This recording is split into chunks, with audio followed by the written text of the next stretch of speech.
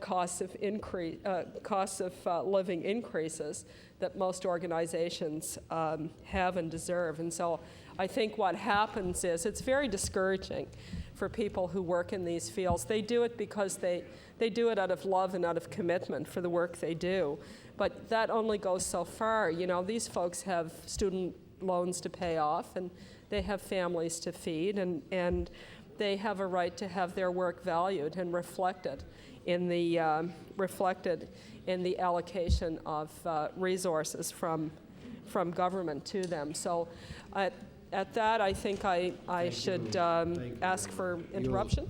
Yes, you'll adjourn debate for the moment. Thank you.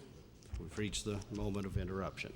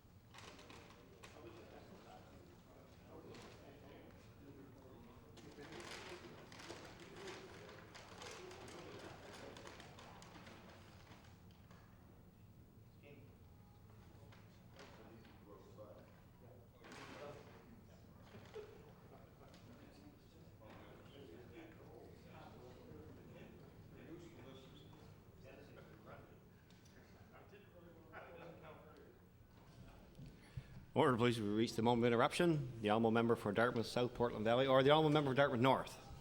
Thank you, Mr. Speaker, and you're absolutely right. The resolution for late debate tonight was submitted by the honourable member for Dartmouth South Portland Valley. And the resolution, and I'm honoured, Mr. Speaker, to have the opportunity to speak to this issue because it's primarily around a service provided to disabled persons. And for the record, Mr. Speaker, I'd like to read the resolution. And the resolution says, therefore be it resolved that this government finally lived up to its campaign promise and institute self-managed attendant care for Nova Scotians persons with disabilities.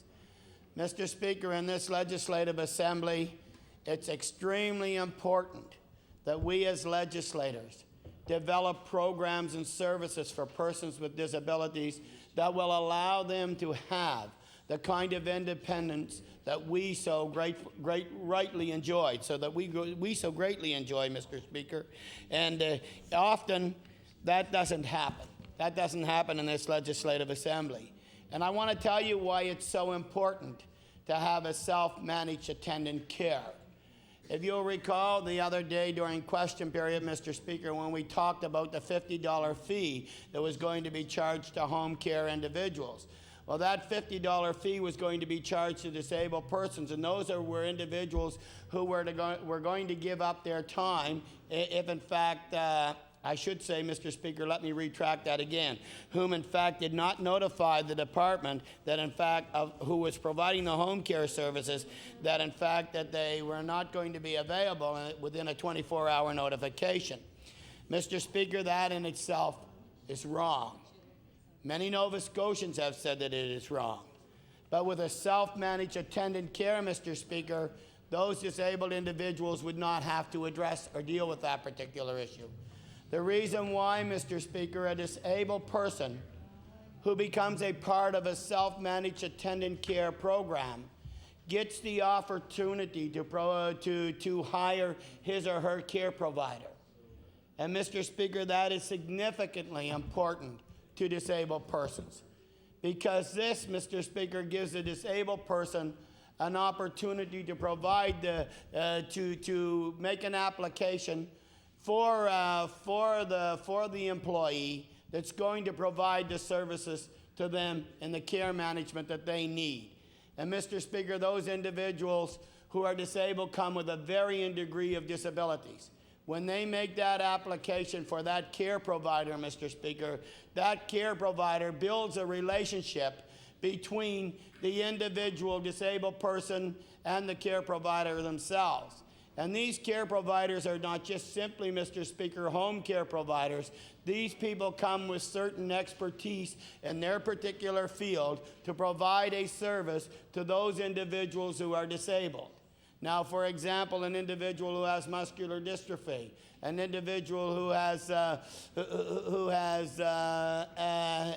poliomyelitis, an individual who has a varying degrees of disabilities, all which require special services provided to them, with, in fact, Mr. Speaker, the opportunity for them to hire their own attendant care, provides a level of service to them that they become comfortable with. They build up a relationship with their care provider, and they don't have to worry about being on call for a 24-hour notification. They don't have to worry about paying a penalty because they did not meet that time requirement. The time schedules are set out. The kind of services that are provided by that care provider to that individual then becomes a routine matter. It's an innovative way of doing things, Mr. Speaker. As a matter of fact, it allows this kind of a relationship to be built up that gives the individual persons with disabilities the opportunity to enjoy a lifestyle that most of us, again, as I have said earlier, take for granted. It gives them the freedom of movement.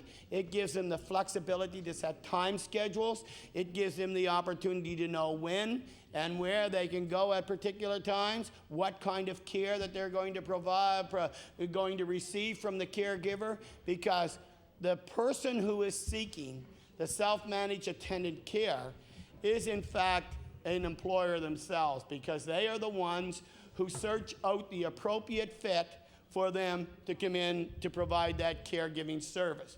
Mr. Speaker, and I can tell you that, there have been many studies done with respect to the conduct of self-managed attendant care versus home care.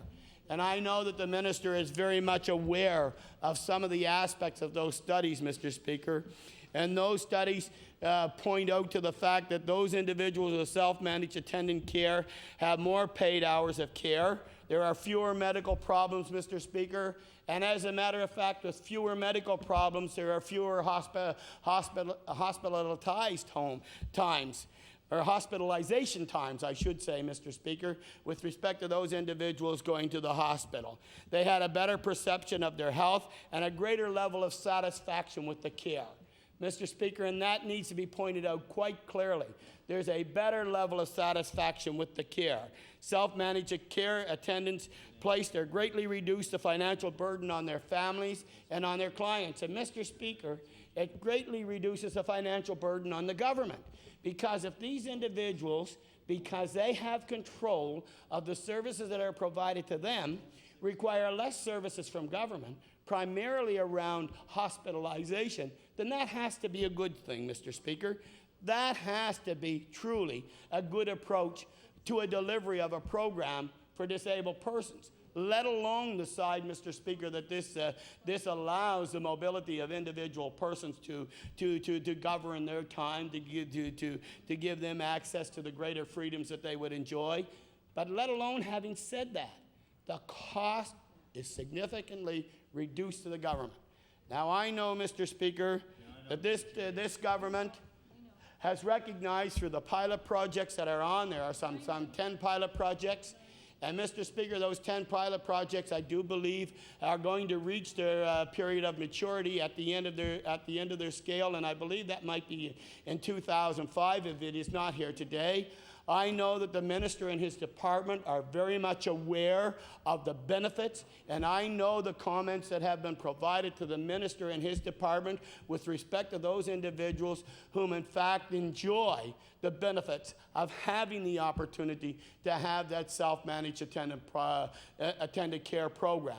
This is a 10-year pilot project which is reaching its expiration time, as I have said earlier. And I will say to you, Mr. Speaker, that this government, at its 1999 election campaign, said that it would introduce more self-managed attendant care programs. It was 1995, during that Blue Book campaign, that this government had indicated that, in fact, it recognized the importance of self-managed attendant care. It recognized the value both to the caregiver, the care provider, I should say, as well as to the disabled person who was seeking the care. 10 years, Mr. Speaker, 5 years later, there has not been one single increase in the policy which the government has said that it would adopt and bring forward. There has not been one single individual release of a caregiver to the self-managed attendant care program, or there has not been one opportunity for individuals with disabilities to take advantage of that. Mr. Speaker, I would say to you, and I would say to this government, that it is time, Mr. Minister, and your government, to live up to its promise.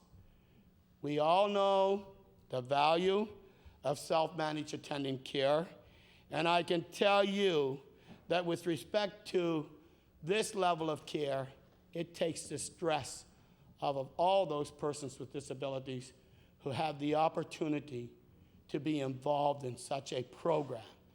The value, once again, Mr. Speaker, as I stand before this legislative assembly having the opportunity to speak about this, is invaluable to those disabled persons in our province. Again, as I have said, we can measure the economic value of that by the reduced level of hospitalization that occurs as a result of disabled persons not having the opportunity to manage their own care and have that available to them. Mr. Speaker, I do know that my time is up, so I will take the opportunity. Thank you. Thank you. Recognize the Honourable Minister of Health. Thank you, Mr. Speaker. And I'm pleased to have this opportunity to talk about home care initiatives as part of our continuing care program. Those of you who were here in the chamber last week during budget estimates debate for health will recall that in this fiscal year, we're investing $24 million additional in the continuing care sector. That sector includes home care as well as long-term care. We recognize the need to provide dollars for health care needs that are delivered outside the acute care sector in a continuing care model. Last week, Mr. Speaker, I had the privilege of being at Northwood Centre in Halifax, where we announced the creation of 28 long-term care beds. These beds were for seniors who need some supervision and possibly some help with personal care, but do not require professional nursing care, such as nursing homes provide.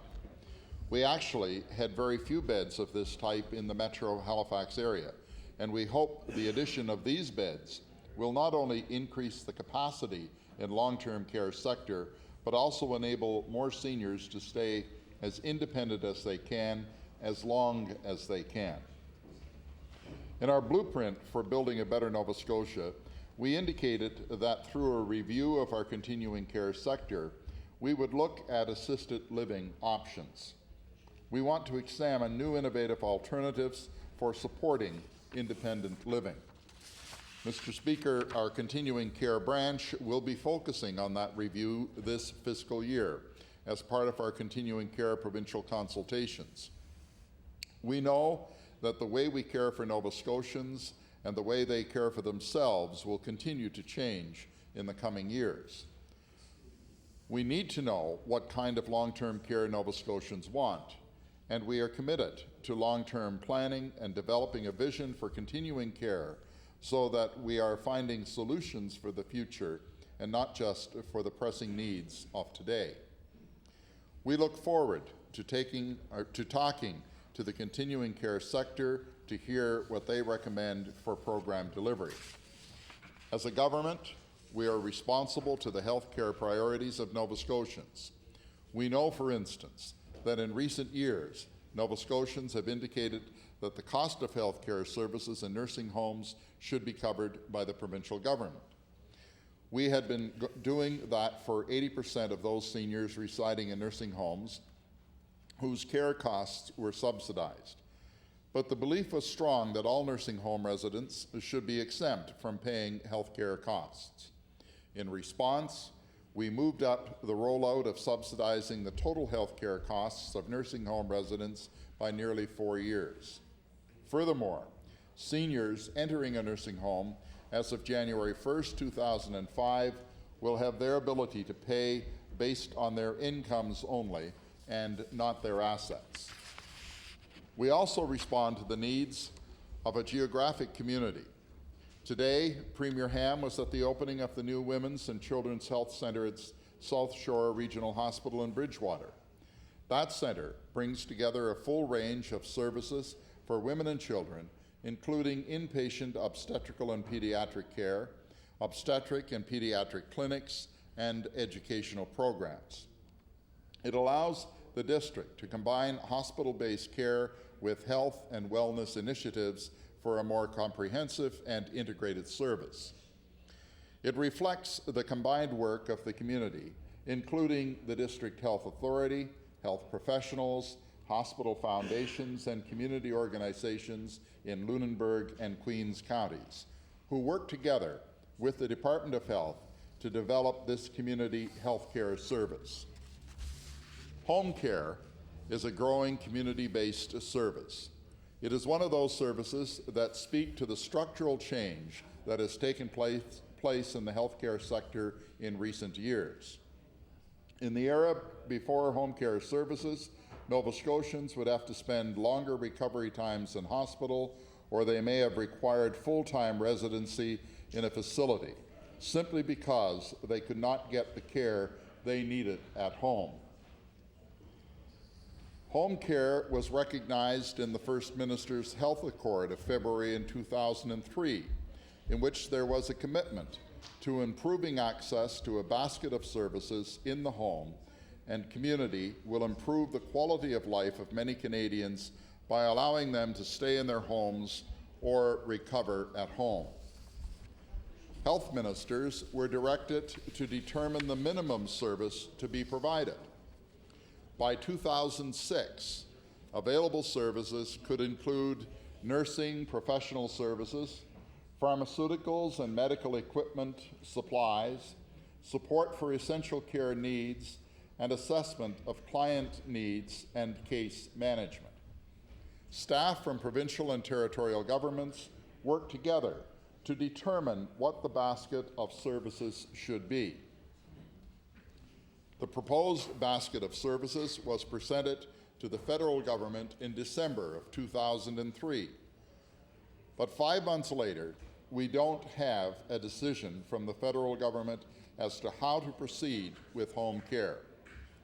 Mr. Speaker, we agree that there needs to be change that takes place in the delivery of services, and home care services is an example. Mr. Speaker, in my budget estimates, I noted that our government recognizes that health care is a top priority for Nova Scotians. That is why this year, despite the many financial pressures the province faces, we have been able to increase our health care spending by $230 million over last year, and that, sir, is an increase of 11%. That is allowing us to keep the same level of services. However, the challenge is to fund new services that would allow us to restructure the healthcare system. We simply do not have pockets deep enough to enable us to keep the services operating at the current level, while at the same time spend money to restructure the healthcare system.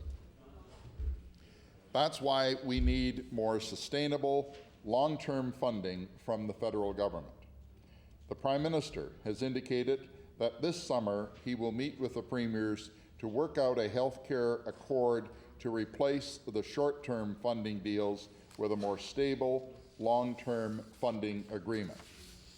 Mr. Speaker, we would welcome that development, as I know all members of the House would, and indeed all Nova Scotians. There is only so much Nova Scotia can do on its own. and we have put as many resources into health care as possible. But we know there is more to do. There is more funding needed to enable us to broadly introduce innovative programs such as self-managed care. We know home care is one of the areas that the federal government highlighted in last year's Health Accord. We hope that this summer the federal government will make a funding commitment that will enable more Nova Scotians to receive the care they need in their homes and communities. And Mr. Speaker, we are prepared to act when funding becomes available from the federal government. Mr. Speaker, we have many initiatives within the Department of Health, and we are prepared to embark upon those initiatives when the opportunities present themselves. But as I indicated, the resources that the province has available to it now are resources that are required to continue to do what we're doing in terms of providing health care. We are prepared to expand our capacities and our programs, but we need the federal government to step up to the plate and do what it said it would do with respect to responding to the priorities that we have put forward. And I reference those priorities as having been put forward in December of 2003. So, Mr. Speaker, I know that my time is winding down, and I don't know what amount of time is left, but I thank the Chair for the opportunity to participate in this debate. Thank you. Thank you, and I recognize the honourable member for Annapolis. I'm pleased to rise in my place once again to address the needs of the self-managed tenant care program for the province. I want to congratulate the member from Dartmouth South Portland Valley for bringing this resolution forward. I'd like to read the resolution. Therefore, be it resolved that this government finally live up to its campaign promise and institute a self-managed attendant care for Nova Scotians with disabilities. During the last session of the legislature, I questioned the minister on 3 separate occasions on this very important policy initiative. Today, some 6 months later, I'm pleased to welcome the NDP to the debate, but I really would look forward to welcoming the government to this debate, Mr. Speaker. As all of you would know, that the self-managed attendant care program was a Liberal initiative. As a result of a partnership with the Department of Health and the Metro Resource Centre for Independent Living, some 10 participants, 5 men and 5 women, ranging in the age of 20 to 45, have had their requirements assessed and have been allotted a sum of $2,000 a month to buy the services required. This model of home care puts the disabled in the driver's seat, giving them greater flexibility and independence. The project coordinator provided a monitoring function as well as ongoing training for the participants. The individuals involved are coping with conditions such as cerebral palsy, muscular dystrophy, and any number of other disabilities, Mr. Speaker. The idea is to provide a tailored form of government-funded home care that will allow these participants to maximize their ability to function on their own, and by doing so, improve the quality of their life. Mr. Speaker, that is the essence of this program. The self-managed program has the potential to deliver more flexibility at a smaller, cheaper cost than the traditional home care service. But most importantly, Mr. Speaker, it would, without question, increase the quality of life for the participants. In 1999, this government promised to introduce a self-managed care program province-wide. Today, some 5 years later, with the healthcare budget some $600 million more than when they assumed power, we see no sign of the program. Mr. Speaker, when you make a commitment to Nova Scotians, you should honor it. Last fall, I brought forward a case of a constituent, Mr. Rick Laird. Mr. Laird, as you may recall, was cut off home care and had no other options available. While Rick was fortunate to have a brother who could assist, his brother worked 3 to 11, and during the time, Rick had no one who could help him get in or out of bed. Well, Mr. Speaker, as a result of the absence of home care, Mr. Laird ended up back in the hospital. From October 11th of 2003 till February 18th of 2004, Rick occupied a hospital bed at Soldiers Memorial Hospital that could have been better utilized, reducing wait times in the acute care system. But, Mr. Speaker, the greatest insult of all was the solution offered by the department: a nursing home bed at some $4,000 or $5,000 a month. Here is a perfectly capable, intelligent individual, 46 years old, who could thrive if he could direct his own care. However, there was never any flexible assistance available for Rick through home care. If there were, Rick could have been more happy and certainly more than capable to perform a job and earn a living. The home care program, which when it was available to Rick was inflexible. A self-managed program would be ideal. Yet despite what the government promised, it's not available. A program that enhances the quality of life while saving money in the system and reducing the burden on the acute care system is a government's wish come true, just not this government's. Last year, the Department of Health's officials indicated that the self-managed care program would cost $5 to $6 million. Well, Mr. Speaker, as I mentioned earlier, Rick spent from October 18th, 03 to February 11th, 04, 116 days at Soldier Memorial Hospital. Conservatively estimated at $700 a day, that's $81,000 spent on Rick's health care in that period of time. Mr. Speaker, that would have allowed Rick to stay into this program for 3.5 to 4 years. Imagine the cost savings to the province of Nova Scotia. This, Mr. Speaker, represents about 6% of the government's acute care budget. 0.6%, sorry, Mr. Speaker, 0.6% of the acute care budget of Nova Scotia. It is not acceptable for the government to say that they are spending more money on acute health care because they believe they are doing so. This will somehow magically fix the system. They must demonstrate that they are investing in the right areas so that everyone in this province, irrespective of where they live or the type of health care they need, are able to obtain it. Mr. Speaker, the government's own documents show that $1 invested in a program for people with disabilities saves the government $4 in the long run, and yet they will refuse to implement this self-managed care program. It has been my opinion for some time that the self-managed care program is the direction this government should go. The Health Reform Fund from the federal government provides for this government the opportunity to implement such a program, yet we hear nothing. The $155 check scheme would have paid for a self-managed care program for some 10 years, Mr. Speaker, yet we hear nothing. It's all about priorities. The question is, when will the minister honor his government's commitment and make self-managed care his priority? Mr. Speaker, the question is, when will he give people with disabilities the dignity to be able to provide their own care? And I'd like to share my time with the member from Halifax-Clayton Park. Recognize all member for Halifax-Clayton Park. You have about 3 minutes. Thank you very much, Mr. Speaker. I'm very pleased to get up and be able to say a few words on this very important subject of self-managed attendant care. And as a new MLA, I've already had constituents come to me with some very upsetting problems that cannot be easily addressed in the current system, the way we have it managed. What I've noticed is a real tension or problem between community services and health. Who's responsible? Which program works the best? I'm left to wonder. You know, really, I'd have to wonder out loud how it is that this program could have been tried and begun in 1995. Only 10 people had access to it. There's been loads of time to see what the outcomes are, to prove that it's been effective for those people that had access to it. And yet here we are nearly 10 years later and no further ahead. The family that I spoke to most recently came to me and said that at one time they were managing all right, you know, as they were with the mother providing care in the home. And she said at that time she'd been told that the option would be available for her daughter to live independently with support, with government money to help for the support she needed at such time as it became necessary. What's happened in the ensuing few years is that the mother's now unable to care for her daughter on a continuing basis, and there is no support.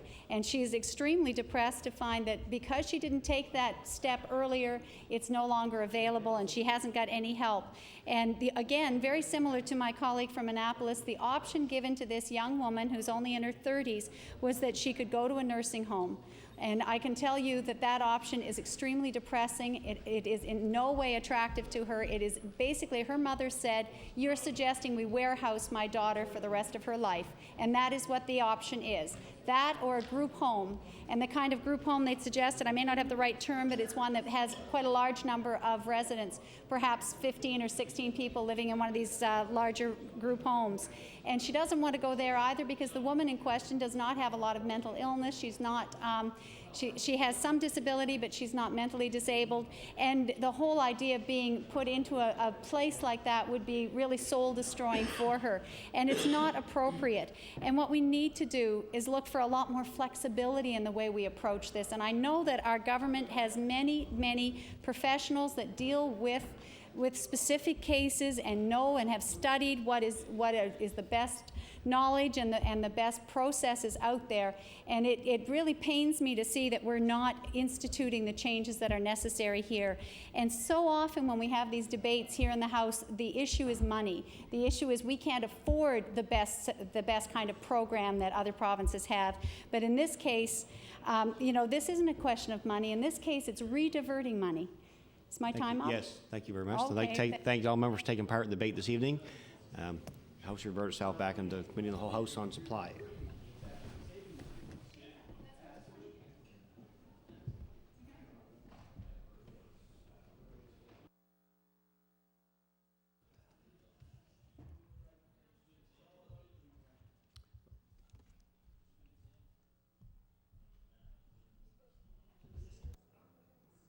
Okay, I'll recognize the government House Leader.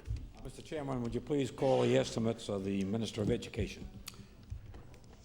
The estimates of the Minister of Education will continue as he brings in the staff. Perhaps the member for Halifax Needham can start with the first question. Sure. Yesterday, I believe my colleague, the member from Halifax Chebucto, had an opportunity to express his concerns on behalf of residents from his constituency with respect to the treatment of the French immersion program in the Halifax Regional School Board at St. Pat's High. I've been able to review the transcript of what the member had to say to the minister, and I note that the minister did not speak to the issue, probably because the preamble from my colleague was a little long and it did contain a number of issues. So in fairness to the minister, I think he was attempting to address some of those issues, but I think the salient point around the French immersion program was lost, and so I want to come back at that. And just in case the minister isn't remembering the scenario that was laid out, the St. Pat's High on the peninsula has had French immersion, the French immersion program there for quite some time, and students who previously students who from the Spryfield area who are now at Jail Ilsley would come into the peninsula and take their courses at St. Pat's, as well as students from the former Halifax West, I believe. And now those students are in the new school out in the Clayton Park area. What this has meant is that the critical mass of students in the French immersion high school program on the peninsula has all but disappeared. And the number of credits that are available to students has declined. And in fact, that has precipitated students leaving the French immersion program, which further weakens the French immersion program. I and other colleagues here in the legislature have met with the parents. We have gone to school board meetings. We have written letters. We have tried our hardest to get the Halifax Regional School Board to look at this situation and reverse its decision. And we have not been successful. And it's something that is of great concern to us. And I want to know what the department, I know that the Department of Education and the minister's office is aware of this, because I know that parents from the groups were bringing this issue to the department. So I want to know why the department has not intervened. What is the department's approach to ensuring a strong French immersion program for students in our system here in terms of the Halifax Board? And wouldn't the minister agree that having a critical mass of students is a fundamental requirement to having a strong program? And when you fracture that critical mass into 3 different groups, the result is that you will see a much weakened program. And, you know, is the minister and is his department prepared to review this and to do what's necessary, I think, to strengthen that program and give us the critical mass that's needed again?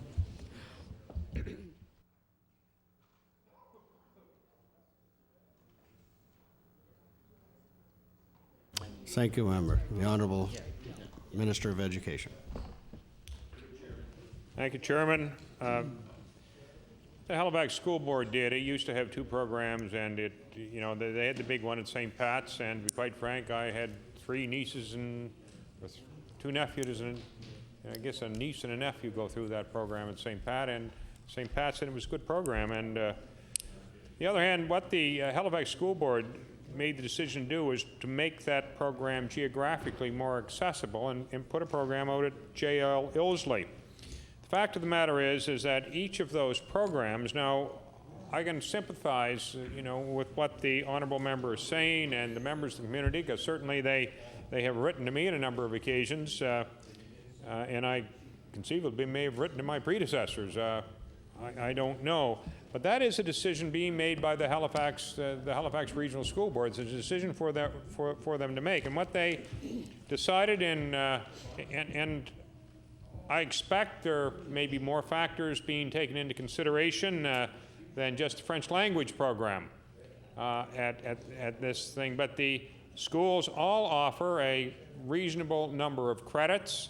I'm told, but I can't give you specifics, that in St. Pat's there were a number of courses that were offered that had a very low enrollment and perhaps would have been dropped anyway, even if it had remained there. Now, I remember the comment from the member from Halifax Chebucto. He indicated that his son left the French immersion program, and I don't know why it was. Maybe he wanted an advanced course or something like that was available only in the English language program.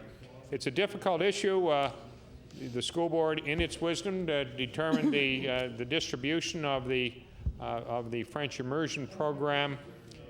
If the parents, I think, really have to pursue that with the school board. And I do understand, in the constituency that the member from Halifax Chebucto has and the member from Halifax Citadel has. A lot of people, a lot of university people in there, and very highly educated population who want over and above for their children, like the rest of us do. But it is a matter for the school board.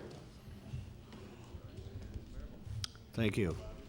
The Honourable Member Halifax Needham. Thank you very much. And the minister uses some language that concerns me and makes reference to Chebucto and Citadel about parents in those constituencies that want over and above. And with all due respect, I represent Halifax Needham, the north end of Halifax, where parents in my community, they want as well. I have a constituency where I have residents in my constituency quite often who are members of the armed forces. They are Franco-Manitobans, perhaps, with maybe an Anglophone mom and a Francophone dad, and people from Northern Ontario, Franco-Ontarians.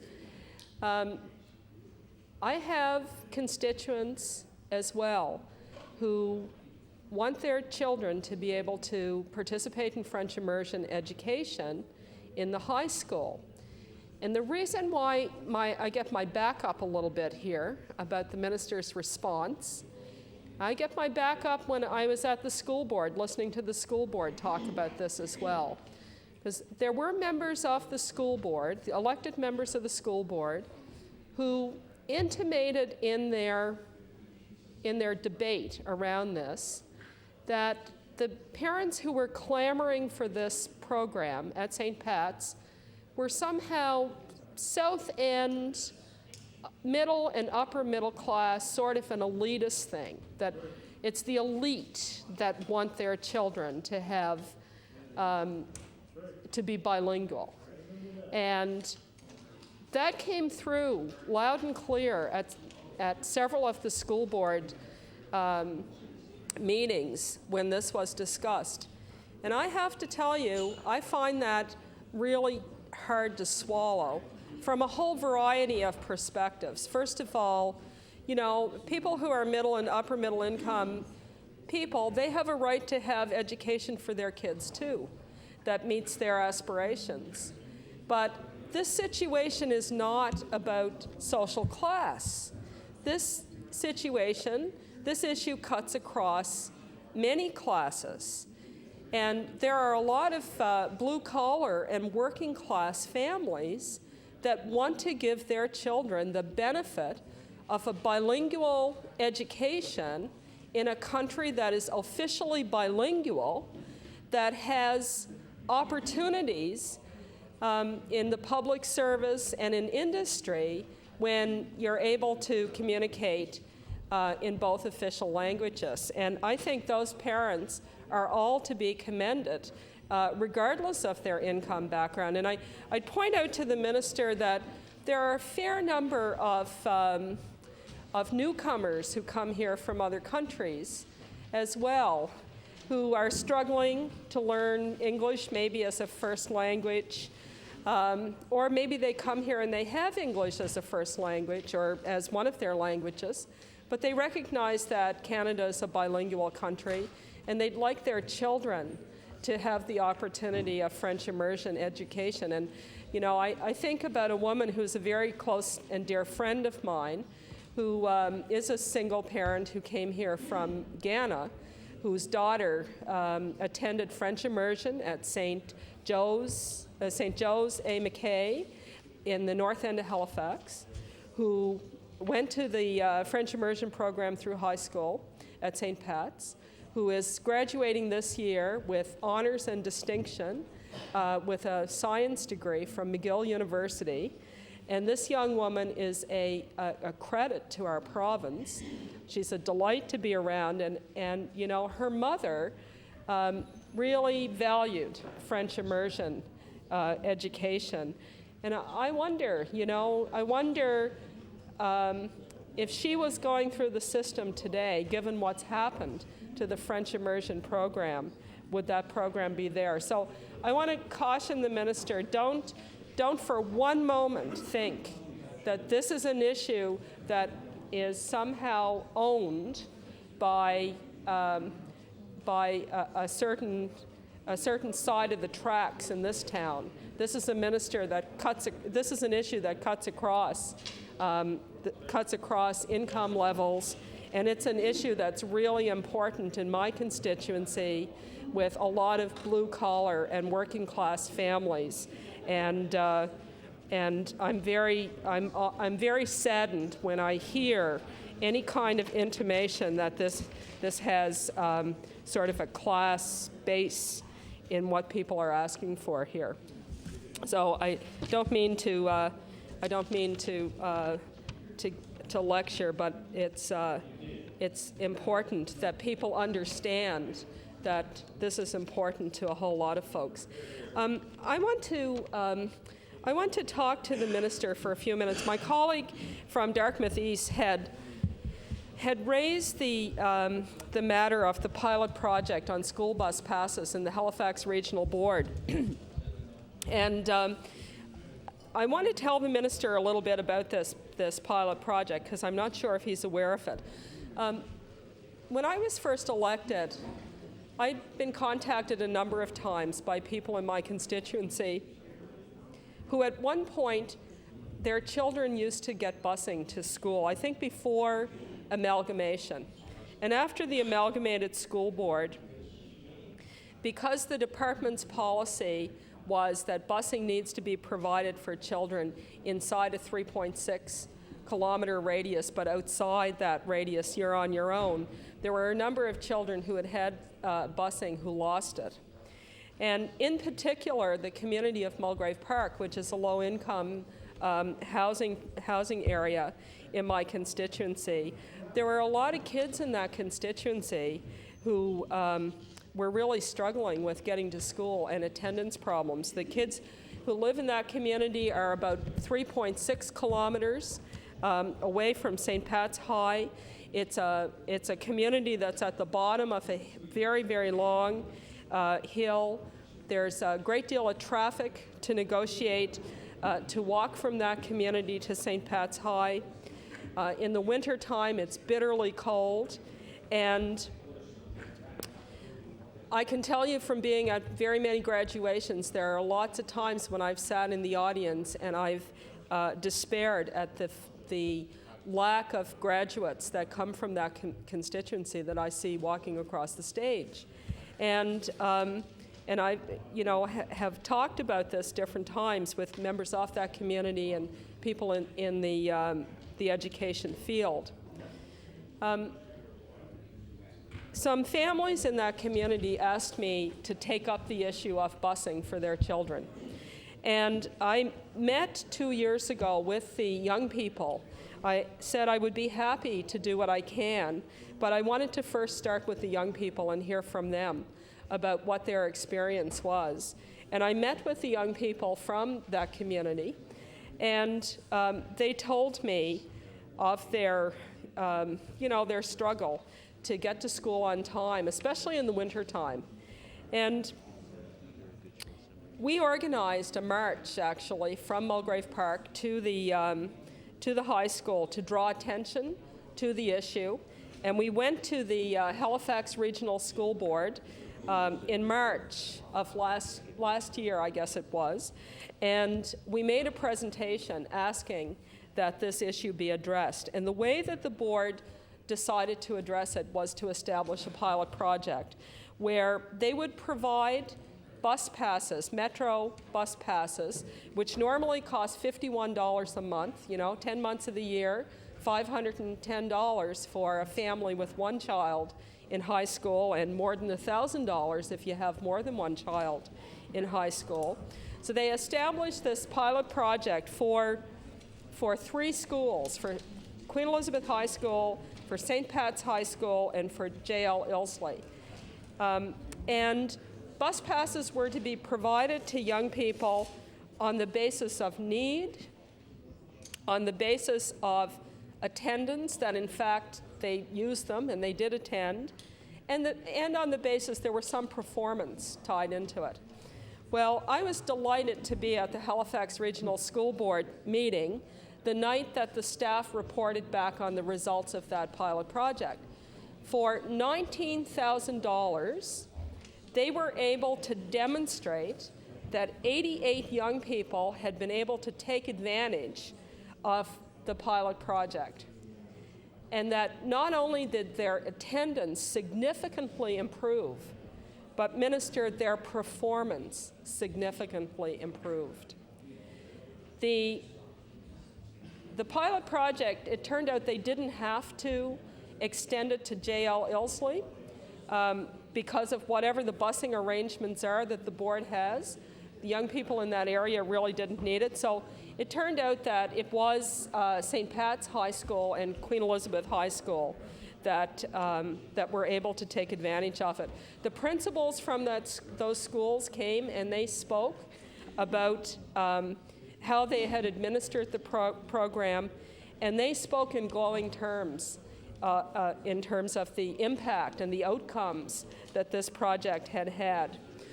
The staff of the Halifax Regional School Board are recommending that the pilot project now become a permanent program of the board. at a cost of approximately $80,000, Minister. However, today at the Human Resource Committee meeting afterwards, I had an opportunity to speak with the chair of the Halifax Regional School Board, and she tells me that as they go through the budget process, there's no guarantee that this program is going to be able to move forward. And it may, in fact, be one of the things that fall off the table. So this brings me to two points, one of them a question. One is whether or not, it's my perception that the Department of Education has not reviewed the 3.6 radius measurement in terms of school transportation and busing in some time. And I could be wrong on that, but I'd like to know, has that been reviewed? Has there been any kind of consultation with boards such as the Halifax Regional School Board about whether or not that particular requirement is a barrier for some children? And I want to know what the department will do to ensure that the Halifax Regional School Board will be able to carry out what turned out to be a very successful pilot project, and to offer that to youth and young people who are at risk of not finishing school. Thank you. The Honourable Minister of Education.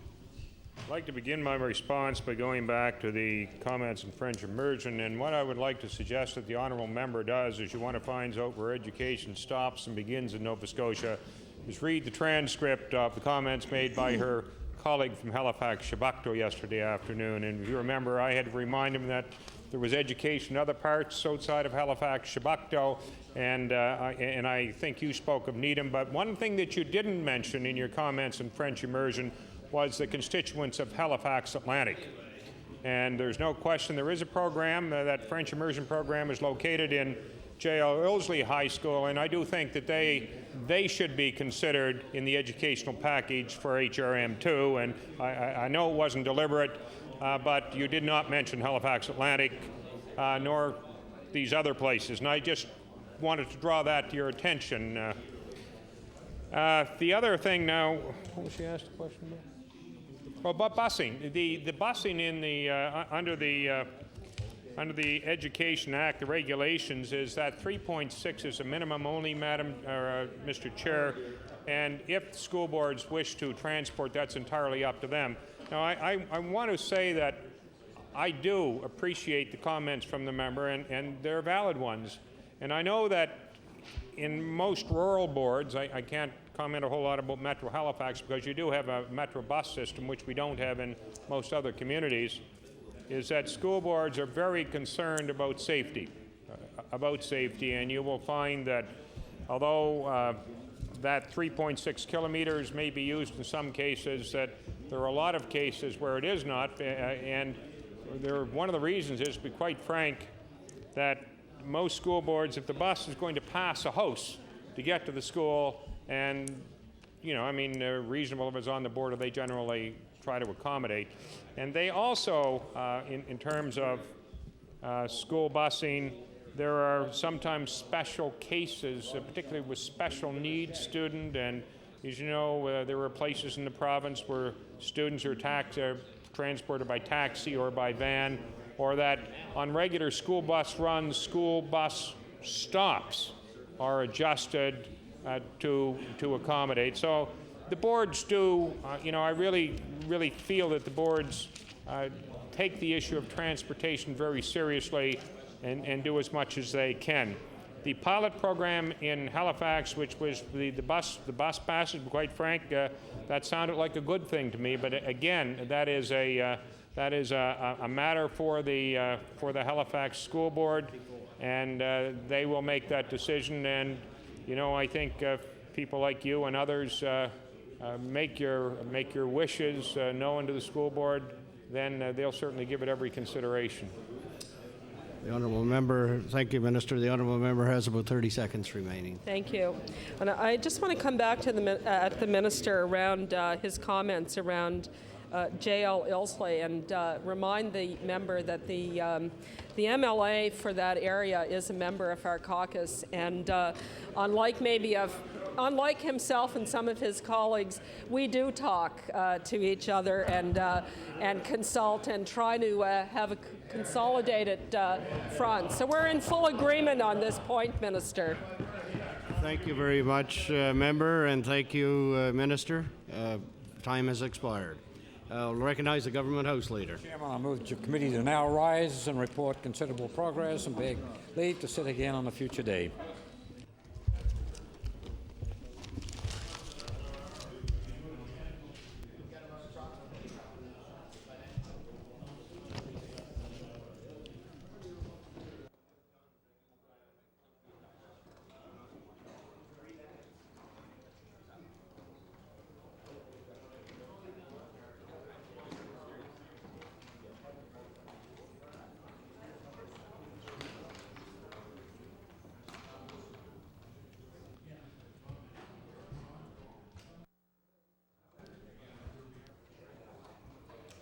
Chairman on the Committee on the Whole House and Supply reports. Met made progress and begs leave to sit again. Is it agreed? He's gone. The Honourable Government House Leader. Would you please call the order of business, Mr. Speaker, public bills for second reading? Public bills second reading. Please call Bill number 62, the Financial Measures 2004 Act. Bill number 62, the Honourable Leader of the Official Opposition. Well, thank you very much, Mr. Speaker. It certainly is a pleasure to rise this evening to talk or to speak on the Financial Measures Act, which, of course, as everyone in this chamber is certainly aware, and I'm sure that many others are aware, that this is essentially about the implementation of the budget. It is the mechanism that the government uses in order to put in place its budgetary plan for the upcoming year. At least that's what the Financial Measures Act is supposed to be about. And as was pointed out by my colleague, unfortunately, the Financial Measures Act often becomes a kind of amalgam of many different pieces of legislation that amend many different acts of this legislature. And some of them, arguably, are in order to facilitate the plans that are laid out in the budget. Well, Mr. Speaker, I think the problem that we have is that many times those are not used in that fashion. In fact, the government tends to lump just about everything under the sun into the Financial Measures Act, especially those pieces of legislation that in and of themselves would probably engender a fair amount of debate and controversy, because if they are lumped into the Financial Measures Act, what that means is that once they successfully get the Financial Measures Act through, they don't have to worry about bringing forward all those other pieces of irritating legislation in which the members of the opposition get an opportunity to speak, and there's an opposition before the law, or an opportunity rather, before the Law Amendments Committee for the public to come forward. And the government many times just finds that all very annoying, because after all, what they want to do is just get as I've heard it said oftentimes, the government has got to do its business. It's got to get the business through the House. And they see those of us who sit on this side of the House as being somewhat of an obstacle in the way of the government's agenda of just trying to push this stuff forward. Well, Mr. Speaker, and I know that this will come as a great shock to you and certainly a great shock to the government. I make no apology for that whatsoever. In fact, our job here on this side of the House, and as the Minister, the Honourable Government House Leader has heard us say, and as many others have said, that is in fact why we're here. We're here because we are the instrument by which the people of Nova Scotia hold the government of the day accountable for the things that they do. Right? That is why we are here. So, whenever I see a Financial Measures Act, often referred to as an omnibus bill, I think the member for Cape Breton South referred to it as the ominous bill, and I don't know how many times that joke has been told in this legislature, but I'm sure it goes back before time, Mr. Speaker, but because I'm sure that governments for a time immemorial have been trying to shove everything under the sun into the Financial Measures Act. I'm going to touch on it a little as I go through things tonight, because you know, I think that this House, and we should be treating this House as something that is a bit of an opportunity for the members who are here and for the people of Nova Scotia, because I think that by and large, the election of a minority government to this House has been a very positive outcome, not only for the government members, but for the opposition members and for the people of this province. And I think that the way in which we're going to move forward, I hear the members over there saying, and it should continue. Well, we'll see. You know, that's the matter. That's the very matter that we're debating tonight. That is essentially it. That is what we are debating. We are debating the continued viability of the government. Right? That is another reason why we're here. I believe, Mr. Speaker, that we now have a much more responsible government than we have had in years past. I believe that each party in the legislature today has to take a greater share of responsibility for the things that are happening here. The Liberal Party, the New Democratic Party, the official opposition, the government, everybody here now does not have the luxury of sitting on the sidelines and not taking responsibility for the things that happen in this House. We all have a role to play. I don't think we can simply sit on the sidelines and criticize. There has to be an opportunity, and there is an opportunity here for us to participate in what I think is a very meaningful way. And I also, give some encouragement to the member from Eastern Shore. He should know that minority governments do not always end in quick exits back to the polls. I would point out that the government of Saskatchewan existed, I think, 4 years, going on 5 years, as a minority government, and they operated with the support of the third party. I think, in the end, the members of the third party actually joined the government, and that didn't turn out as well for them.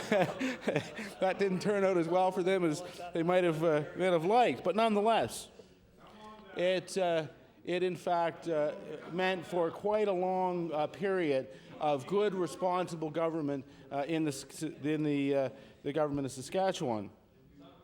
Now, for us here on this side of the floor, for us in the official opposition caucus, the Democratic Party of Nova Scotia, we really only have one goal. And that goal remains the same, whether there's a majority on the other side or whether the House is in a minority situation.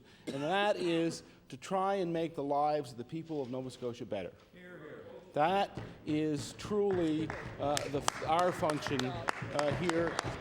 And even when the government brings forward, and in a majority situation, brings forward what we consider to be bad legislation, our job is to try to, even if we vote against it in the end, it's to try and make it the best possible bill in the circumstances that comes forward. So that's why we're here, that's why we exist, and I want to assure you, Mr. Speaker, as I'm sure many others have said, that's why I got into this job in the first place.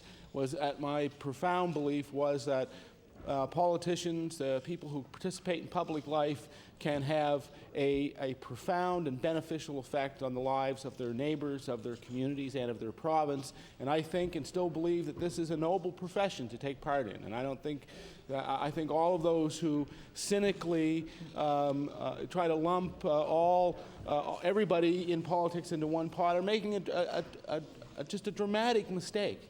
Because all of us come to this with different ideological perspectives, different points of view. We come from different backgrounds. And any time you knock on a door and you hear somebody say, you guys are all the same, I would encourage everyone who engages in this process to spend a little extra time with those people, because it's simply not true. We're not all the same. We come with different strengths and weaknesses. We come with different points of view from different backgrounds. And we should be telling people that the fundamental truth is that anybody who tells you that politicians are all the same are really attacking your right to make a decision, your right to make a choice. That's what they're trying to take away from you. They're trying to tell you that nothing you do can make any difference. And it attacks the very foundation, I believe, of democracy, because it's not true. It's fundamentally not true. And there is an onus on the public at large, and I believe there's an onus on political parties to educate the public what those differences are, but an onus on the public at large to educate themselves as to who the candidates are and what they stand for. So this is maybe a small tangent from the Financial Measures Act, Mr. Speaker, but I think a valuable one, because it's about what this House represents. I think in a minority government with legislation like this, there has to be good communication between the people of Nova Scotia and all of the political parties. And as I have gone around the province over the last number of months, I have told every audience that I've spoken to that they should communicate with all of the caucuses, not just ours, with all of them, because the key decision maker with respect to any bill, with respect to any piece of legislation, could be in any one of the three caucuses.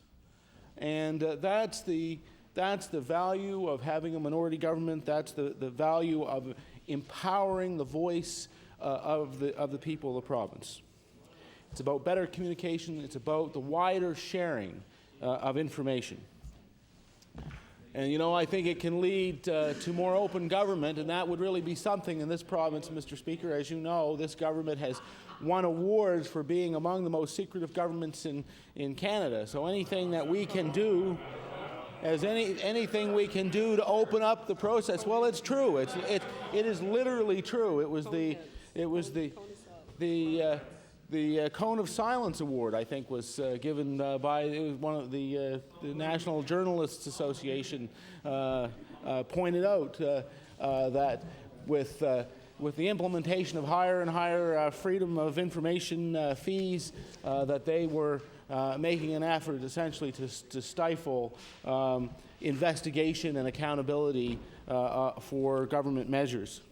So anything that we can do to cause that to recede, that would be a good thing, Mr. Speaker.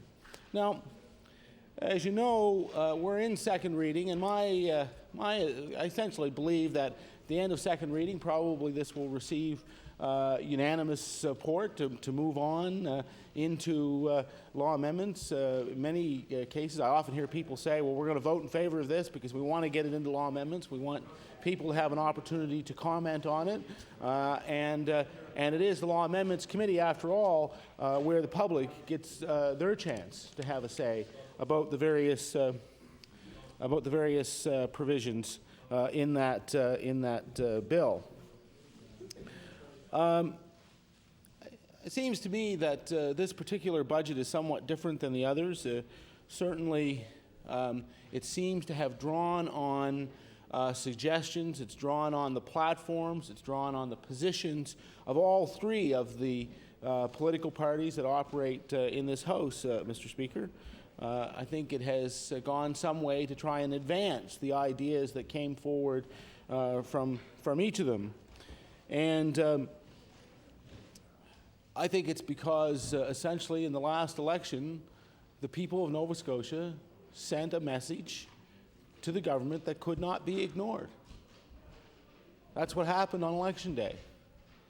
They said, we're going to put you in the position of having the most seats, but we are not going to make you a majority. And henceforth, until such time as there's another election, you are going to have to listen to those people across the aisle who exercise our right of veto on your government.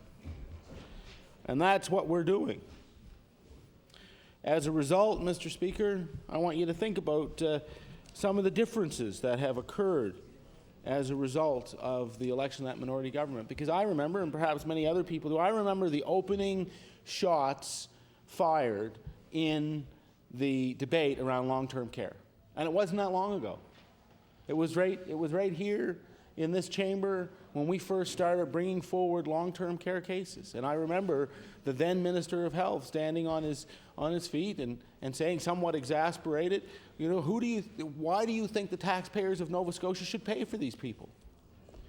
And I remember saying at that time, who do you think these people are? They are the taxpayers of Nova Scotia. Well, Mr. Speaker, we were told. The Minister of Health says, the former Minister of Health says he doesn't remember that. Well, I remember it. And I remember all of those things that happened over the course of that debate as the government went from being indignant to manufacturing a website that tried to tell people that if we had to take over long-term care costs, that they would have to do away with the ambulance service, and they would have to do away with this program and that program. Oh, it was terrible, Mr. Speaker. It was dare I say, you know, I see I'm being joined in this debate, Mr. Speaker. No, Minister of Education, on point of order. Why I do respect the honourable member's memory, I also respect mine, and I would suggest that there is some difference in detail about what he is reciting and what perhaps was said, and at least what I remember. On the point of order, we're certainly disagreeing with the facts over the two members. The Honourable Leader of Official Opposition. Don't you remember, Mr. Speaker, don't you remember the Minister of Health standing on his feet and talking about the healthcare spectre? Don't you remember that, the infamous healthcare spectre? The spectre that was stalking this government and did for 2.5 years? That's what happened, Mr. Speaker. And I'd be happy to send him over we still have them. We still have copies of the website that laid out the hard choices the government was going to have to make if they had to live up to the promise of Medicare, which was to provide health care for those in need of it. And the government treated the idea that we should be moving forward on long-term care with a great deal of, I think to be generous, I would say skepticism, but on many occasions, Mr. Speaker, I dare say that it bordered on disdain. So now we have a budget that comes forward, and the budget comes forward, and lo and behold, long-term care costs on the 1st of January next year are going to be covered for all the seniors in this province. So it wasn't naive, it wasn't an improper suggestion, it wasn't something that couldn't be done, it was perfectly possible. The government just needed the will to do it. It just needed to have its spine stiffened. And it's amazing the way that a minority government will do that. It's amazing the way that a minority government will focus the attention of the government. And then, Mr. Speaker, there was HST on the essentials. Do you remember that? I remember it very well. We raised this, and we were told this was impossible, it couldn't be done, no, the other provinces would never agree, that they couldn't consider it. What do we find out, Mr. Speaker? Turns out that the Minister of Finance, as he put it, is deep in negotiations with the other provinces to see if the HST can be taken off of certain essentials of life. I guess it wasn't a foolish idea. I guess it was possible. Now, I will admit that apparently the other provinces didn't realize that they were deep in negotiations because they issued press releases saying they didn't know what the Minister of Finance was talking about. But nonetheless, I appreciate the fact that the Finance Minister, at least in his head, was focused on this very important piece of public policy. And I would say, Mr. Speaker, the reason why the Minister of Finance believes he's deep in negotiations is because the minority government has focused his mind on those things that are truly important to the people of Nova Scotia. And then we have gas regulation, Mr. Speaker. You remember the debate around gas regulations where people said, well, not us, but others in this chamber said that, gas regulation was a terrible idea. It shouldn't happen. The free market should be allowed to determine, what the price of gas should be. And, the price spikes were an unfortunate side effect of the free market system, and everything would be okay if we just allowed the free market to operate. Now, Mr. Speaker, there are members of the government caucus speaking up speaking up, I think this weekend at an evangelical rally. The member for Musquodoboit, the beautiful Colchester Musquodoboit Valley, said that he thought gas regulation was a very good idea. That's right. The member for the Eastern Shore said he confessed, and apparently that is so. The member for Kings North said he caught the spirit. I don't care which it is, Mr. Speaker. I just know that the minority government has focused the minds of all the members opposite on doing what is right and what is best for the people of Nova Scotia. And that is really what is important in all of this. Now, Mr. Speaker, there's just a couple other little comparisons I'd like to draw for you, if I might, on this, because I think the members of the public and the members of the opposite would remember that before there was a minority government, when Bill 68 was introduced into this House, Bill 68 was called the Health Services Continuation 2001 Act. Now, Mr. Speaker, I know you remember that. I know that you remember the 24-hour-a-day sessions that we had in this House, the number of people who protested outside of these very walls, the number of healthcare workers who sat here 24 hours a day in the gallery to watch over the proceedings. I'm sure you remember what was described as a courageous stand by the member for Shelburne when he said no. There was chairs outside of the House when the member for Shelburne said no to that Bill 68. Because that Bill 68, Mr. Speaker, did away with the right of members to bargain collectively. It imposed a contract. It prevented people from even talking, union members from even talking to each other about their union or about their employer. It was an awful piece of legislation, the most draconian piece of legislation that came into this House in recent memory. That was the Bill 68 that you got under a majority government, a majority conservative government. The Bill 68 that was introduced this session, Mr. Speaker, was called the International Interest in Mobile Aircraft Equipment Act. The minute the House Leader says it's a good bill, I have no doubt. Well, I must admit, I do have some doubts. But I'm sure that they will be allayed when he explains the bill in greater detail. But it certainly isn't the Healthcare Continuation 2001 Act, that's for sure. I don't expect to see those who are concerned with the international interests in mobile aircraft equipment jamming the gallery every day for the next 3 weeks in protest over this bill. I don't think there are going to be protests outside the House. I don't expect to see picket signs. And that is the difference between a minority government and a majority government, Mr. Speaker. I want to make another comparison, Mr. Speaker, because this is, I have before me a piece of the budget speech delivered April 11th, 2000 by the Honorable Neil J. LeBlanc, Minister of Finance, he's Dr. LeBlanc now, I understand. Under the heading, Impact on Public Service, Fair Treatment for Employees. This is how it read, Mr. Speaker, and I'm sure you remember it. Mr. Speaker, there will be layoffs. For those directly affected by a layoff, we intend to follow the processes outlined in the current collective agreements and establish fair severance arrangements. This budget results in a reduction of approximately 600 full-time equivalent positions in the direct civil service of the province. In addition, 400 teacher reductions are expected to occur through normal attrition. Restructuring in the health facilities and boards will result in 600 fewer FTAs, primarily from administration and support.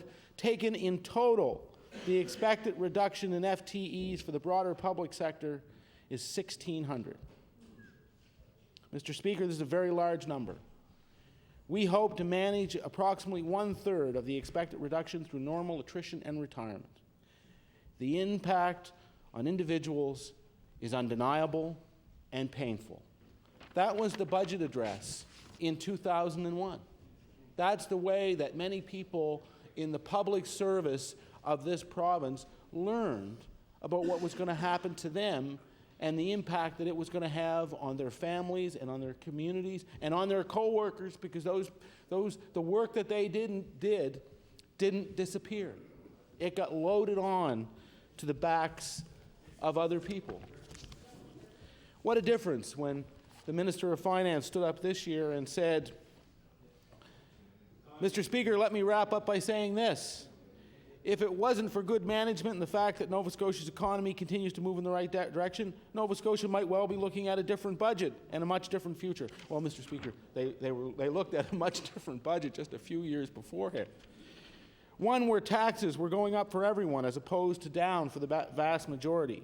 One where there were deep cuts in priority areas as opposed to significant new investments. One where wage freezes, rollbacks, or massive layoffs were expected as opposed to steadfastly rejected. Mr. Speaker, this government talking about steadfastly rejecting the notion of wage rollbacks and freezes. Mr. Speaker, something that they had, of course, only a short time ago engaged in lustily. With gusto, Mr. Speaker, they brought forward huge cuts to the civil service in this province. Now, the truth be known, there's not a heck of a lot more left to cut. I don't think the Minister of Finance really had anywhere to go with this. No. But the sound, the tone of the budget that was delivered this year as opposed to the budget that was delivered in the year 2000 was vastly, vastly different, and the impact much, much greater. Mr. Speaker, I said that I would take the opportunity to speak this evening only for about a half an hour. So there is one, not to diminish what I've already said, but there is one very, very important issue that I would like to bring to the attention of this House that has to do and bears directly on the Financial Measures Act, and that is this. The Financial Measures Act contains a very significant benefit for the owners of many major corporations operating in Nova Scotia. Right now, when a business is partly or completely being wound down, and that business has a defined benefit pension plan, the employees whose age and service total 55 have the right to unreduced early retirement benefits. This is called the grow-in provision, Mr. Speaker, since they grow into early retirement as a result of the shutdown.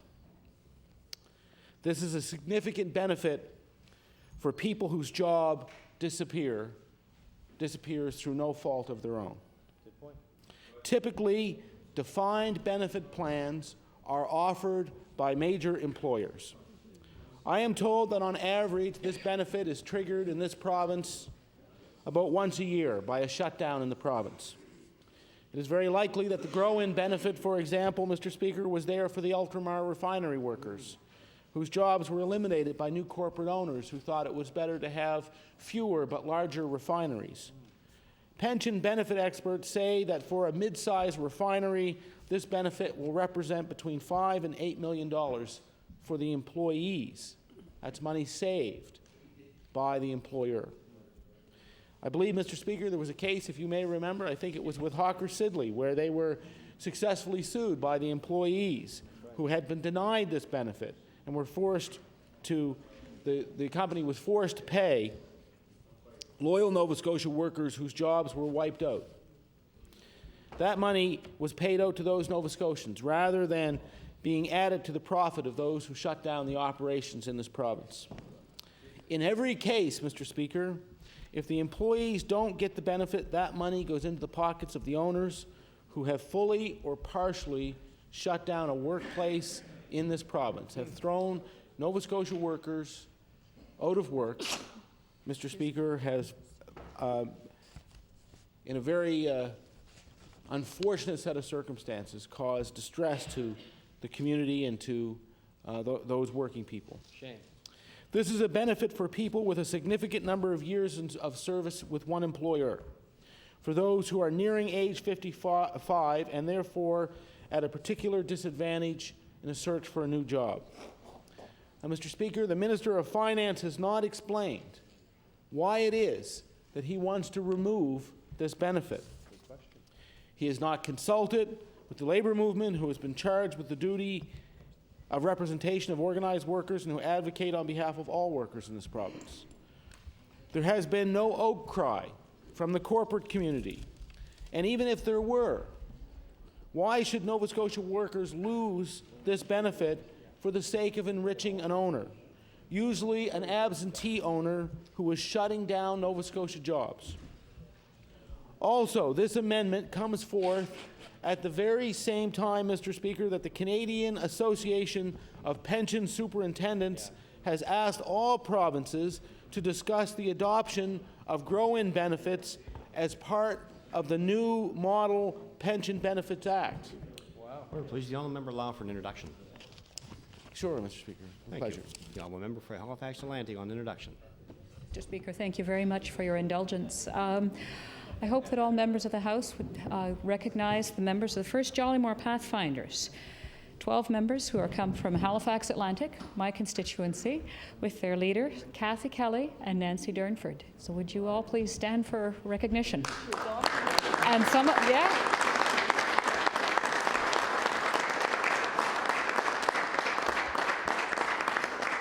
Including my daughter.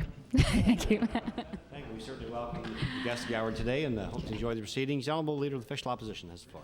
Thank you. I would extend certainly our welcome here as well. And we're discussing the pension benefits section of the Financial Arrangements Act. That might not be of stimulating interest to you quite yet, but at some point in time it potentially becomes very important. I was pointing out, Mr. Speaker, that the amendment that is part of the Financial Arrangements Act, in fact, takes away a benefit for Nova Scotia workers at the exact moment when the Canadian Association of Pension Superintendents have asked all provinces to discuss the adoption of grow-in benefits as part of a new model Pension Benefits Act. Experts, Mr. Speaker, in the field of pension benefits are surprised that Nova Scotia would repeal a significant pension benefit at the very same time that new model legislation has been submitted for review by each province. Yeah, it's very surprising. Mr. Speaker, our finance critic has made the point that this is not, in fact, a financial measure for the province. Not at all. It doesn't change their books. In fact, Mr. Speaker, much to our surprise, the Finance Minister did not even mention this very significant change in pension benefits when he began second reading debate. This change was not mentioned in the news release about the Financial Measures Act. To the best of my knowledge, nothing has been done to notify those who would be affected by the change. Mr. Speaker, something that the Finance Minister should know needs to be done. Yep. To the best of my knowledge, Mr. Speaker, there has been no information transmitted to the public or to employees about the possible effects that this section of the Financial Measures Act will have potentially on them and on their pension benefits. I urge the government to strongly consider dropping clauses 30 and 31 altogether. They do not belong in the bill. Nova Scotia workers deserve advance notice and sufficient opportunity to be consulted before any such change is introduced. As part of any pension benefits bill that arises under the current consideration of a new model act, Mr. Speaker, I think this is a very important piece of the Financial Measures Act, which I believe up until this time has not been debated or discussed in this House. Well, Mr. Speaker, I see that the allotted time that I had suggested that I would take earlier has now exhausted itself. I'm looking forward to having this move on through law amendments. I'm sure there will be much input on this particular aspect of the legislation, and I'm looking forward to that and to the further debate. Thank you very much. Thank you. Thank you. I recognize the Honourable Leader of the Liberal Party. Thank you, Mr. Speaker. Mr. Speaker, I'm pleased to rise and speak on Bill number 62, an act respecting certain financial measures. Mr. Speaker, this bill is to support the government's budget that was introduced earlier this spring session a couple weeks ago. This bill, Mr. Speaker, is like an appendix to the budget. This piece of legislation ensures that different measures introduced in this budget act, I guess, as the authorization that the government needs in order to implement them. Also, this bill, Mr. Speaker, enables the government to implement some unrelated financial measures. Going through this bill quickly, you see that the government is planning to amend the Education Act. Yep. So why the Education Act is included in this Financial Measures Act is a good question. And I'll speak on these proposed amendments later. Mr. Speaker, this budget has generated a lot of discussion and a lot of speculation while being put together. Putting this budget together, Mr. Speaker, has been a very difficult exercise for this Tory government. Mr. Speaker, as you're aware, governing under a minority government puts additional pressure on the government and on the Premier. The government recognizes that they need some support from the opposition benches in order to get their budget through this House. The minority Tory government knows that if this budget doesn't pass, the government is defeated. Mr. Speaker, I remember in '99 when our budget was defeated by the opposition in that minority government. The House was dissolved and an election was called. So, Mr. Speaker, some may call this budget a desperate budget for a desperate government, for a desperate Premier. Mr. Speaker, many people recognize this budget, putting this budget together was a tough exercise. Why? Because of political decisions that was made by this Tory government. Everyone remembers the $155 checks that were handed out before the last general election at a cost of $74 million to the taxpayers of this province. $74 million to send out these $155 checks. You know, it was nothing more than an attempt to buy votes. Everyone recognizes this money, this $74 million, could have been put to better uses. I'm sure everyone can think of areas where the $74 million could have been spent on, and I'm sure the list is long. Furthermore, Mr. Speaker, this Tory government campaigned on giving a 10% tax cut last summer. This tax cut was projected to cost about $147 million. So, Mr. Speaker, our party, the Liberal Party, does believe in tax cut, but only when they are affordable. I believe the Premier did the right thing a few weeks ago, it was on Tuesday, April the 20th, when he announced he was canceling the 10% tax cut for some Nova Scotians. Mr. Speaker, I'm sure you've heard the Premier and other government members blaming Ottawa for not giving us enough federal funding for health care. And also, hearing the Premier talking about the interruption, he called it the interruption, to deliver on his promise to give Nova Scotians a 10% tax cut until Ottawa gives us more funding. Well, again, Mr. Speaker, it's hard to justify asking Ottawa for more money and going ahead with this tax cut. Mr. Speaker, I personally don't believe when the federal government gives Nova Scotia some federal funding that this funding is to be used by this government to play their own political games. Looking back, Mr. Speaker, I'm sure, again, if the government had not gone ahead with plans to spend $221 million on their own political agenda, the government would have had an easier time trying to put the spring budget together. I'm sure the government looked at many options before they decided to table the spring budget. And many of those options were shared with the media and with Nova Scotians.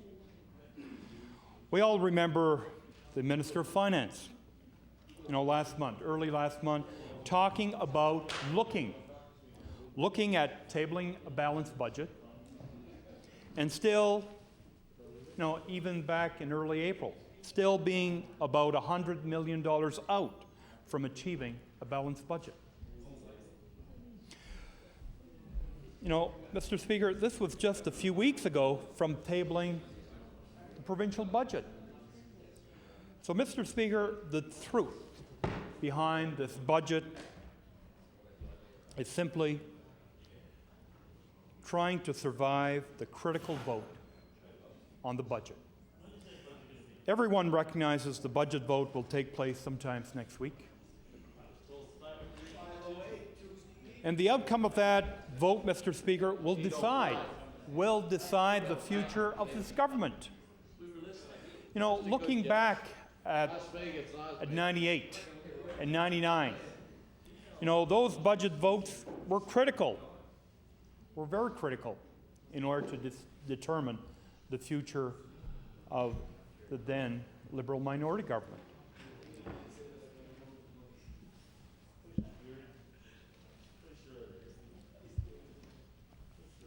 Mr. Speaker, looking at this bill, one section talks about the creation of a debt retirement fund or some type of management fund.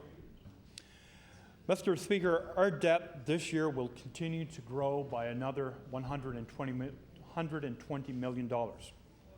Our provincial debt will grow to $12,459 million this year. That's almost $12.5 billion. According to the government's projection, our provincial debt will only stop growing in another 3 more years. That's if everything goes to plan. So, Mr. Speaker, that's a big if. So with this $6 million, the government is looking at putting in their debt retirement fund. For many Nova Scotians, it just seems to be on the surface nothing more than a PR exercise. Maybe someday when Nova Scotians see for themselves that our provincial debt is not increasing and the government of the day is living within its means, maybe then Nova Scotians will believe that we have a balanced budget. And I'm sure many Nova Scotians will welcome that day, and I'm sure the government of the day will as well. But many people are asking themselves, how can this be a so-called balanced budget, with a forecast 2.1 million surplus? If our provincial debt this year will grow by another $120 million. The reality, Mr. Speaker, that the government will have to attain surpluses big enough to offset the borrowing for tangible capital assets, and that's for hospitals, for roads, for schools. Looking at the budget, the government is projecting in 2007-2008 that the debt retirement fund will contain $106 million. That, if you believe, again, and that's a big if the fund will result in a real surplus of $19.2 million. So there's lots of ifs attached to this budget. So, Mr. Speaker, government is projecting that it needs another $100 million in the fund in order for it to hit the $106 million mark. So again, is that realistic? I hope I'm wrong. but it's highly doubtful that the debt retirement fund will ever hit that amount in 2007, 2008. Again, I hope I'm wrong, but is government being honest when they say that this is possible? You know, remembering, Mr. Speaker, this is the same government that said we could afford a tax cut when we really could not. As I've said, the government will need at least $86 million to stop the debt from growing. Whether that comes from the retirement fund or from a surplus, we will have to wait and see. Another part of this bill is making it increasingly difficult for the government to attain a surplus. Right now, the government is forecasting a $2.1 million surplus in a $6 billion budget. So in a 12-month period, many things can happen that could throw this plan off its target. You know, we just have to look back at last year. So, Mr. Speaker, the only way government will be able to achieve a surplus is to grow the economy. So there's nothing in this bill that will help grow the economy. In fact, Mr. Speaker, there's portions of this bill that will slow the economy. This bill includes a change to the corporation taxes. Mr. Speaker, the Tory government is going ahead. It's going ahead increasing the corporation capital tax and the large corporation tax. Some may say it's an easy hit and probably politically popular, but this tax, Mr. Speaker, is a job killer. This tax will not help government achieve a surplus in the long run. But I'm sure this tax will have a negative impact on investments in Nova Scotia, a negative impact on jobs, on job growth in Nova Scotia, Mr. Speaker.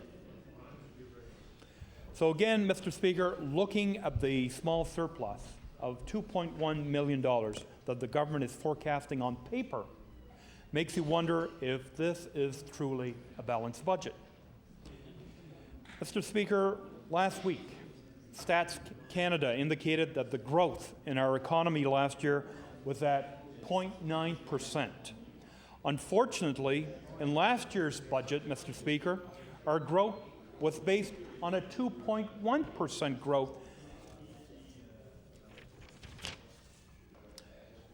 Mr. Speaker, I just want to make a reference to an article that appeared in the Herald last Thursday on April the 29th. Nova Scotia's lagged behind other provinces in economic growth in 2003, says Statistics Canada.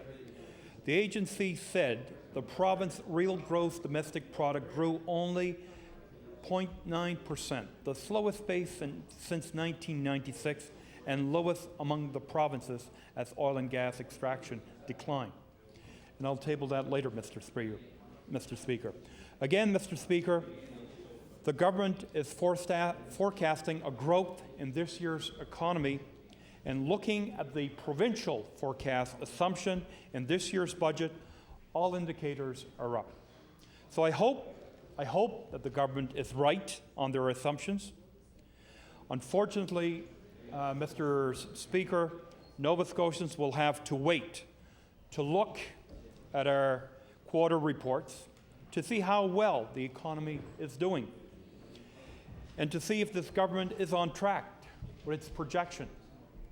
You know, the first quarter report, I think certainly will be too early for us to have a good sense. But I'm sure the second quarter report will give Nova Scotians a good indication whether or not we're on track or by how much we're off track, Mr. Speaker.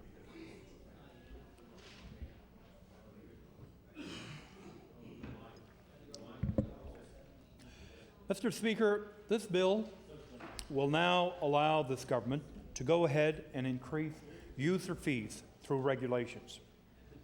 You know, what does that mean, Mr. Speaker, through regulations? That means, Mr. Speaker, that Cabinet will now be able to go ahead and increase user fees when they wish, without having to come to the House Mr. Speaker, for authorization. Mr. Speaker, all Nova Scotians recalls the April Fool's reality this year when they were told by this government that over 500 user fees were going up in order to raise another $12 million. Mr. Speaker, again, you have to wonder if this Tory government knows what they're doing. One day, the government decides to give out $155 checks, a 10% tax cut that we can afford, according to them. Then on another day, this same Tory government decides to take money back from us. So you really, really have to ask yourself if this Tory government knows what they're doing. No wonder some Nova Scotians are starting to lose confidence in this Tory government. Increasing taxes on one hand and giving money out with the other.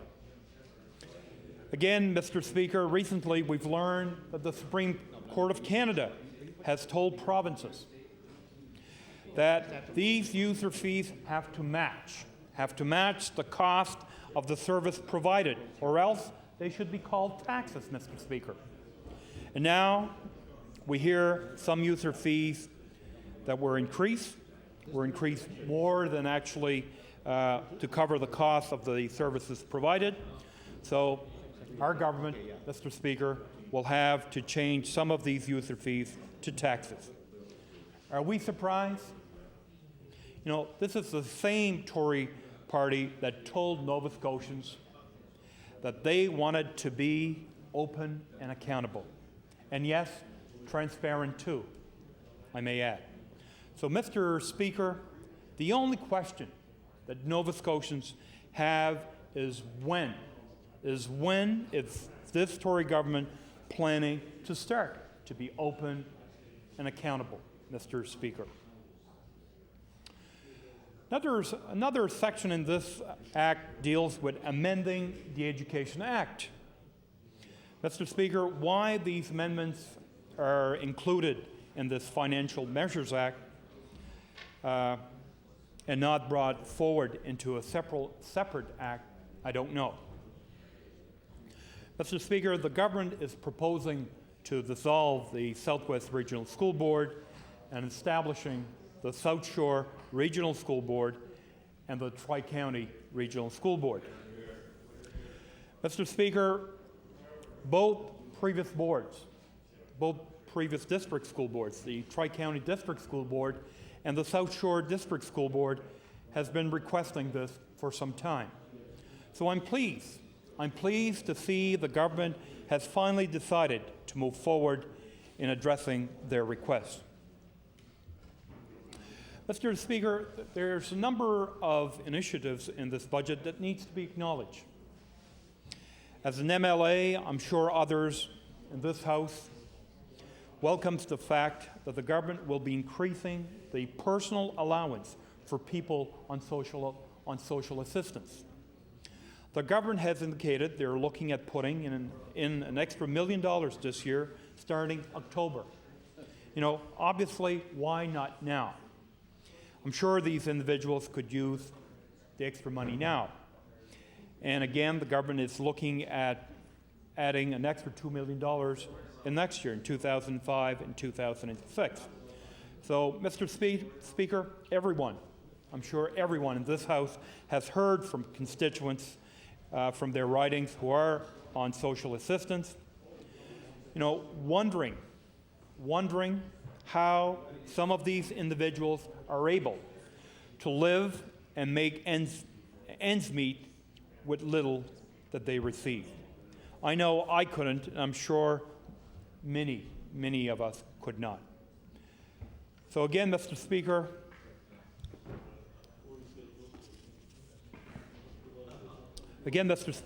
I welcome the fact that the government is looking at increasing these allowances, personal allowances for people on social assistance.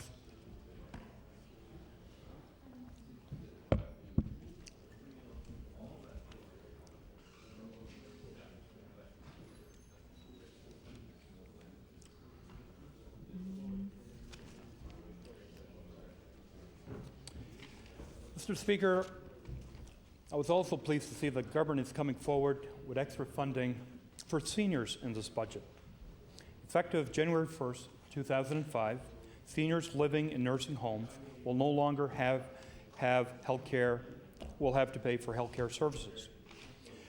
Mr. Speaker, many people have been asking me, what are these medical or health care services? I just want to make a reference to an article that appeared in the Vanguard last week on April the 27th. Healthcare services provided in nursing home include the cost of nurses, licensed practical nurses, occupational therapists, physiotherapists, and others who are employed by the home. These costs make up $91 of the $162 average daily rate at nursing homes. So, Mr. Speaker, looking at the fact that the government is looking at making changes to healthcare costs faced by seniors in nursing home is certainly welcoming news, and this government should be congratulated on bringing this initiative forward earlier than they had anticipated, Mr. Speaker.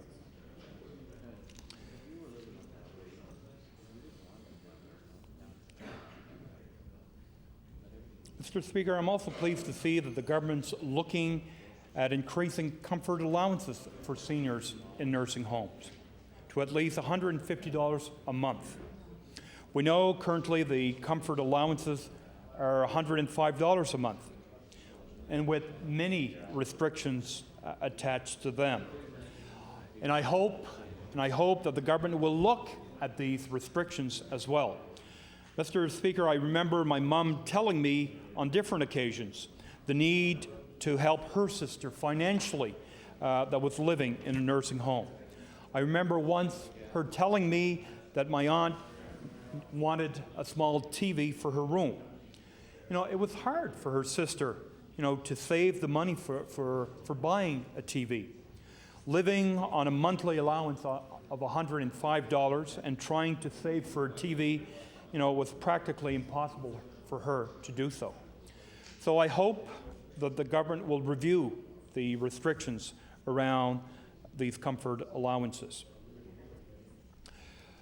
Another section in this act will add a fourth tax bracket. This new tax bracket will start at $93,000. For most people in Nova Scotia, $93,000 is a lot of money. There's no question. When you look, especially at the neighboring province of New Brunswick, where they've set their final tax bracket at over $107,000, I understand, Mr. Speaker, when you're looking at the difference between both provinces, our highest tax bracket is about $14,000 less than New Brunswick. So that, to me, Mr. Speaker, could be a disadvantage to attract certain professionals to our province, or yet encourage some individuals to leave our province, Mr. Speaker. So again, you have to wonder, how much more money the government will take in with this change.